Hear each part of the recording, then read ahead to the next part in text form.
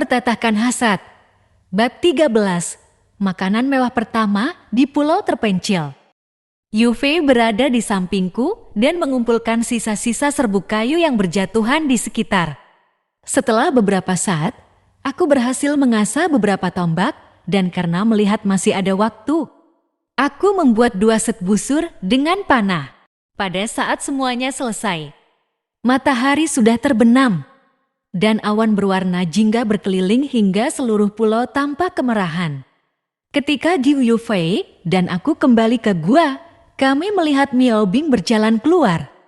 Saat ini, Miao Bing mengenakan pakaian yang sesuai dengan kegiatan senam yoga.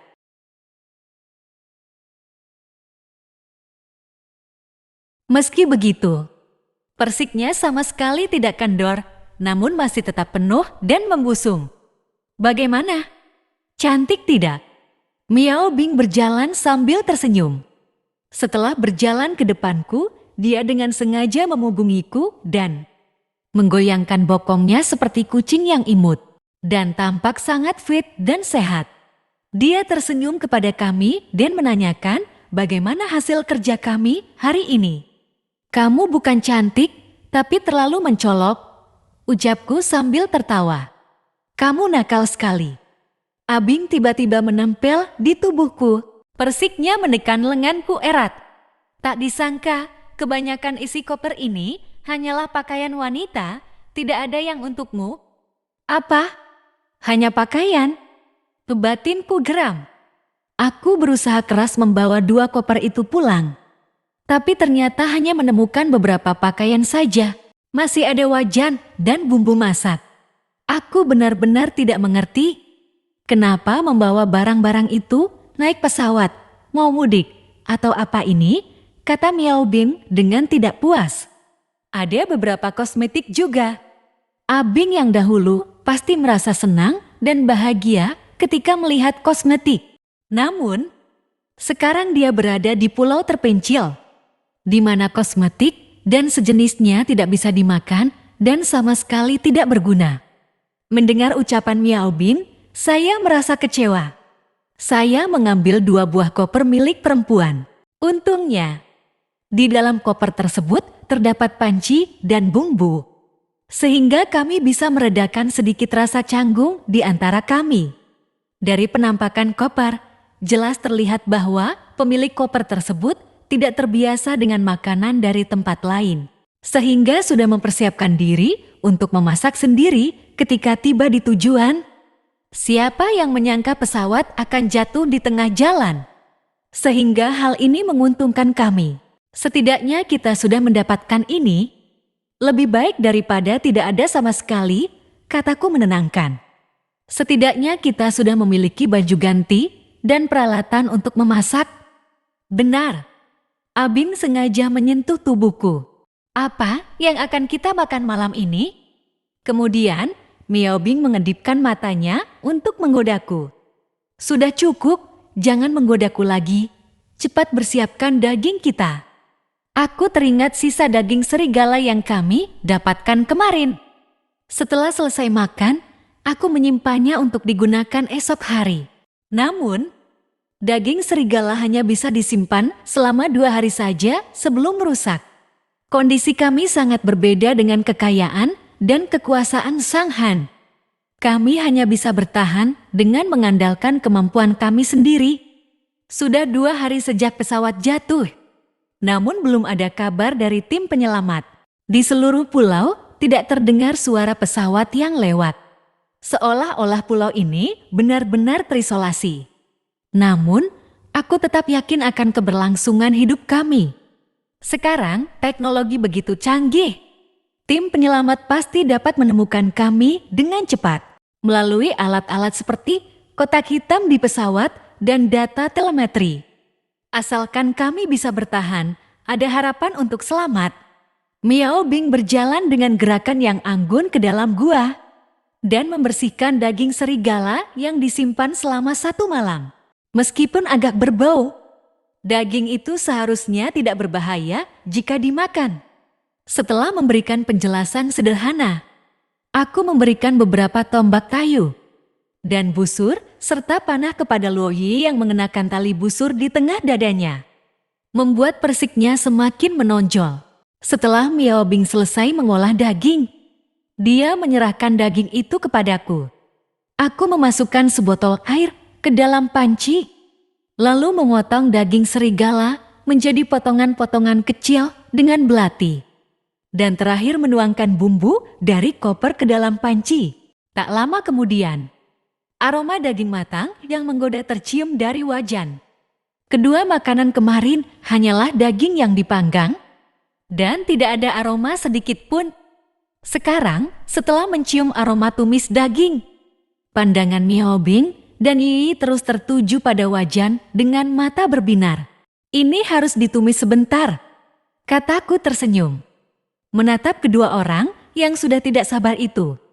Baiklah, Luo Yi tanpa sadar menyeka air liurnya dan berkata dengan penuh semangat, Yu Fei, masukkan juga sayuran liar yang kita gali tadi.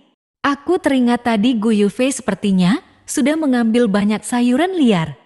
Tumbuhan di pulau terpencil ini tumbuh subur, dan aku juga menemukan beberapa sayuran liar yang bisa dimakan. Kami tidak tahu berapa lama kami akan tinggal di pulau ini. Beberapa vitamin dan mineral penting harus ditambahkan pada waktu yang tepat agar kami tetap sehat. Tanpa itu, kami mungkin tidak akan bisa menunggu sampai tim penyelamat datang. Selain itu, ancaman dari Xiang Han dan kelompoknya membuat kami harus selalu siaga. Setelah makan malam siap, Miao Bing dan Yi tidak dapat menahan rasa laparnya lagi dan ingin segera makan. Namun, karena aku tidak mengatakan apa-apa, mereka berdua menatapku dengan mata memohon. Makan saja dulu, lalu istirahat setelah makan, kataku kepada Miao Bing dan Luo Yi. Mulai besok, kita akan menjelajahi pulau. Baik, jawab Miao Bing dan Luo Yi serempak. Gu Yufei seperti aku tidak makan bersama teman-temannya, tapi dengan tenang ia mendekat ke arahku. Betapa baiknya jika bisa seperti mereka, ujarnya sambil tertawa. Kamu juga bisa menjadi seperti itu, jawabku. Nah, jika begitu, bukankah kamu akan merasa lelah?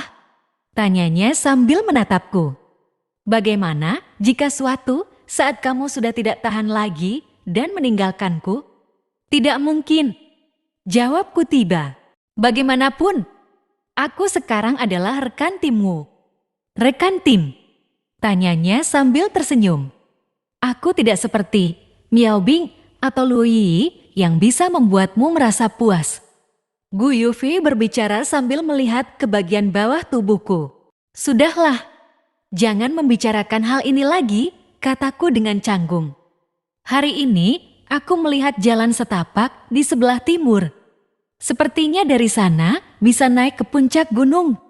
Saat aku membuat tombak, busur, dan panah hari ini, aku teringat akan pemandangan yang indah di sekitarku. Di sebelah timur laut gua kami, ada sebuah jalan kecil yang panjang dan sempit yang diharapkan akan membawa kami ke gunung. Maksudmu, kita akan mendaki gunung? Tanya Gu Yufei dengan mata yang melebar. Bukankah kamu bilang ada binatang buas di sana? Tidak perlu naik ke atas gunung. Aku hanya ingin mengelilingi gunung ini, jawabku dengan suara lembut. Saat berada di pantai, aku berdiri di atas karang, mencoba melihat sekilas pulau yang sepi ini. Namun, karena terlalu luas, aku tidak bisa melihat jelas. Yang pasti, pulau ini memiliki banyak gunung dan kami hanya berada di pinggirannya saja. Kami juga tidak tahu seberapa besar pulau ini. Mengelilingi gunung, Gu Yufei bertanya dengan bingung. Kita sudah berjalan jauh, bagaimana jika tim penyelamat tidak bisa menemukan kita? Lagi pula, kecelakaan pesawat pasti akan menarik perhatian. Tim penyelamat mungkin sudah dalam perjalanan sekarang. Jika kita terlalu jauh dan melewatkan kesempatan untuk diselamatkan, bukankah itu tidak sepadan dengan kerugian? Bahkan, jika kita ditemukan oleh Xiang Han, paling banyak kita hanya akan menderita sedikit. Masih lebih baik daripada melewatkan tim penyelamat, Gu Yufei melanjutkan. Sejak aku membuat perangkap, Gu Yufei merasa aku terlalu membesar-besarkan masalah dan tindakanku tidak masuk akal. Mendengar ucapan Yufei, Miao Bing dan Lu Yi melihat ke arahku. Menghadapi pandangan ketiga wanita itu, aku hanya bisa menghela napas. Jika kita ketahuan oleh Xiang Han, kita tidak akan sebebas hanya menderita sedikit. Setelah aku selesai berbicara, tatapan ketiga wanita itu semakin curiga. Dalam keputusasaan, aku hanya bisa melanjutkan. Selama 2 jam di perkemahan mereka, aku melihat sendiri bagaimana mereka membunuh orang. Seorang wanita asing yang tidak tahan dengan perlakuan buruk Sang Han. Dan yang lainnya dipermainkan sampai mati. Mendengar ini, ekspresi ketakutan muncul di wajah Miao Bing dan yang lainnya. Jika kalian sampai jatuh ke tangan Zhang Han, kalian pasti akan menjadi mainan Hang Han. Dan jika Xiang Han sudah bosan, kalian akan diberikan pada bawahannya. Aku berkata dengan suara rendah, apa sekarang kalian merasa aku terlalu berhati-hati? Ucapanku membuat Miao Bing dan yang lainnya ketakutan. Menjadi mainan semua orang, terutama Miao Bing. Setelah mengingat kebrutalan Xiang Han, wajahnya kembali memucat. Tidak, kita tidak boleh sampai jatuh ke tangan Zhang Han. Bersambung.